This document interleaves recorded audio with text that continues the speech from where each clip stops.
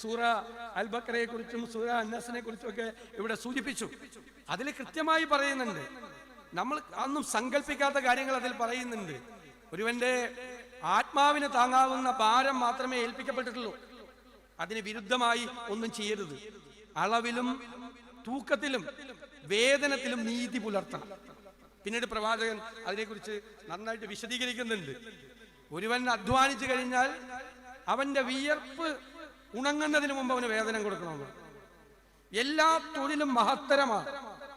അധ്വാനത്തിലൂടെ കിട്ടുന്ന ഭക്ഷണമാണ് ഏറ്റവും നല്ലത്, ഏറ്റവും സ്വാദിഷ്ടമായത്. പിന്നീടാണ് തൊഴിൽ നിയമങ്ങളൊക്കെ വന്നത്. പിന്നീട് എത്ര നൂറ്റാണ്ടുകൾക്ക് ശേഷമാണ് ലോകത്ത് തൊഴിൽ നിയമങ്ങൾ ഉണ്ടായത്. നിങ്ങൾ മിനിമം വേജസ് കൊടുക്കണം എന്ന് നിയമമുണ്ടായത്, ബോണസ് ആക്ട് ഉണ്ടായത്, വർക്ക്മെൻസ് കോമ്പൻസേഷൻ ആക്ട് ഉണ്ടായത്. ആദ്യം പറയാണിത് വേതനം, ദൈർഘ്യം, ജോലിയുടെ ദൈർഘ്യം. അവന് താങ്ങാൻ പറ്റാവുന്നതിനേക്കാൾ കൂടുതൽ ജോലി അവനെ കൊണ്ട് ചെയ്യിപ്പിക്കരുത്. അവന് ചെയ്യാൻ പറ്റുന്നതിനേക്കാൾ കൂടുതൽ സമയം അവനെ കൊണ്ട് ജോലി ചെയ്യിപ്പിക്കരുത്. അവന്റെ വിയർപ്പ് ഉണങ്ങുന്നതിന് മുമ്പ് അവന്റെ വേതനം കൊടുക്കണം. അവൻ ചെയ്ത ജോലിയുടെ പണം കൊടുക്കണം. അധ്വാനം, ഈ തൊഴിൽ ചെയ്യുന്നതാണ് ഏറ്റവും മികച്ചത്.